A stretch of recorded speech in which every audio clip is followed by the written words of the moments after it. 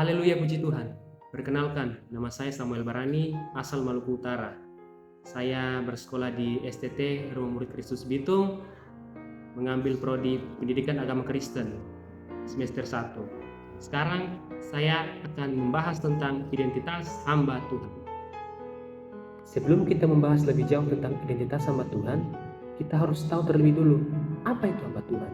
Nah, hamba Tuhan itu adalah orang yang melayani Tuhan dengan mengesampingkan hal lain demi berkenan kepada Tuhan sebagai majikannya.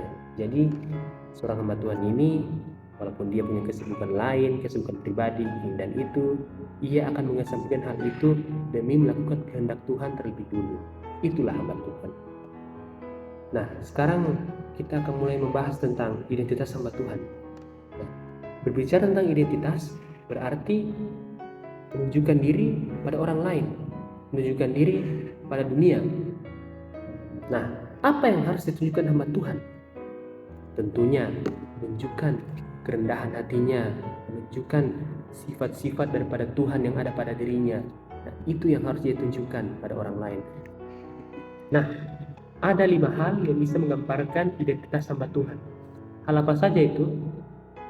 Nah, yang pertama ada huperetes. Huperetes ini terbagi menjadi 2 kata, yaitu hupo dan ereso. Apa sih huperetes ini? Nah, huperetes ini adalah budak yang mendayung dari Romawi. Jadi ini seperti kapal-kapal Romawi zaman dulu.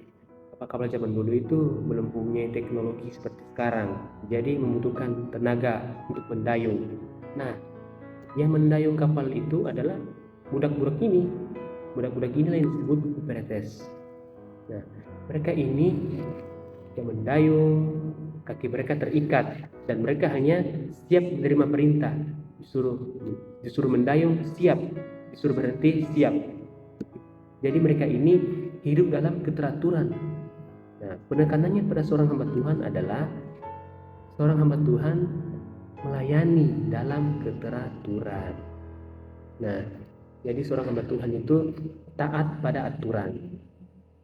Nah, istilah ini kemudian berkembang dan penekanannya pada hamba yang melayani dengan tangannya seperti seorang pendayung yang menggunakan kekuatan tangannya untuk mendayung. Jadi maksudnya penekanannya di sini hamba yang menggunakan tangannya atau tubuhnya sekuat tenaga untuk melayani Tuhan. Dan istilah huperetes ini juga digunakan untuk para pengawal kerajaan. Yang kedua ada oikonomos.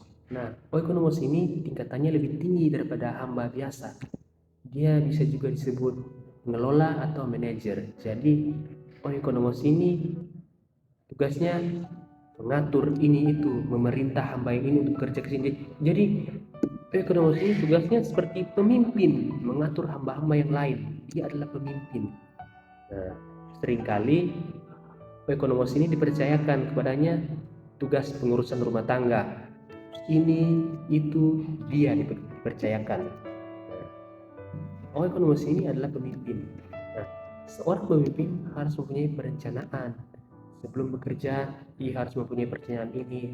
Hari ini kami akan melakukan ini, lakukan itu. Dia harus menyusun semuanya itu agar saat pelaksanaan tidak kacau. Nah, lalu dia tugasnya juga harus mengawasi hamba-hamba yang lain agar semuanya berjalan dengan teratur. Nah, penekanannya dari oikonomos ini adalah seorang hamba Tuhan harus bisa memimpin umat Tuhan agar umat Tuhan tidak jauh daripada Tuhan. Dan hamba Tuhan juga harus mempunyai perencanaan yang ketiga ini. Yang ketiga, diakonos atau pelayan meja. Nah, diakonos ini tugasnya menyediakan makanan dan minuman. Nah, jadi seperti ada tamu istimewa mau datang. Nah, diakonos ini dia menjadi pelayan meja. Dia akan setia menunggu perintah dari si tamu istimewa ini. Misalkan si tamu mau ini, si diakonos pasti akan cepat-cepat melakukan itu. Nah, jadi Penekanannya di sini adalah seorang hamba Tuhan harus mempunyai sikap kepekaan. Seperti diakonos, dia peka, dia peka terhadap tamunya ini. Yang berikut ada doulos. Nah, doulos ini berasal dari kata deo, yang berarti terikat, terbelenggu, terpenjara, atau maksudnya tidak bebas atau hilang kebebasan. Nah, penekanannya pada hamba Tuhan adalah hamba Tuhan harus mempunyai hati yang mau terikat. Terikat pada apa? Terikat pada aturan Tuhan. Hamba Tuhan itu tidak boleh melakukan semau-maunya dia. Dia harus taat pada aturan, walaupun harus melakukan aturan Tuhan. Dengan kata lain, seorang hamba Tuhan ini akan kehilangan hak demi melakukan kehendaknya Tuhan. Nah, yang berikut ada presbewo. Presbewo adalah sebutan untuk orang tua yang dipilih menjadi perwakilan. Nah, contohnya ketika ini di dalam kitab Keluaran 3 ayat 16 sampai 18 itu diceritakan tua-tua Israel menjadi perwakilan orang Israel terhadap orang Mesir. Nah, baru kasus lainnya Keluaran 24 ayat 9 sampai 11. Tua-tua Israel menjadi perwakilan orang Israel untuk menghadap Tuhan. Lalu pada contoh lain yaitu dalam 2 Tawarik 32 ayat 9 dan 10 itu diceritakan tentang kisah orang Sanherib yang mengirim utusan. Tugas dari seorang utusan itu sendiri adalah mewakili si pengutus. Ya ini memang tugas utamanya. Ya, contohnya seorang pengutus si A untuk pergi ke acara sana mewakili, membawa kata-kata sambutan. Nah, jadi si A ini harus melakukan perintahnya si pengutus, yaitu membawakan kata-kata sambutan. Dia tidak boleh melakukan semuanya dia sendiri. Dia harus melakukan apa yang diperintahkan oleh atasannya. Nah, utusan ini juga bisa sebagai juru bicara, yaitu menyampaikan pesan si pengutus. Dan dia tidak boleh menyampaikan yang bukan disampaikan oleh pengutusnya.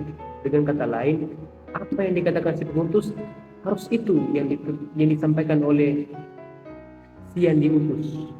Kira-kira begitu. Nah, penekanannya pada hamba Tuhan, seorang hamba Tuhan harus menyampaikan pesan dari Tuhan dengan benar. Tidak boleh menyimpang ke sini dan ke sana. Harus sesuai dengan ajarannya Tuhan. Itulah tugas hamba Tuhan. Kesimpulan dari kelima ini menjelaskan bahwa setiap hamba Tuhan harus memiliki sifat-sifat dari kelima yang tadi: huperetes, oikonomos, diakonos, doulos, dan presbewo. Huperetes menggambarkan teratur. Seorang hamba Tuhan itu harus teratur. Lalu oikonomos, bertanggung jawab. Seorang hamba Tuhan itu harus bertanggung jawab, jadi pemimpin ini dan itu. Pokoknya dia harus bertanggung jawab. Lalu diakonos itu menggambarkan sikap siap sedia.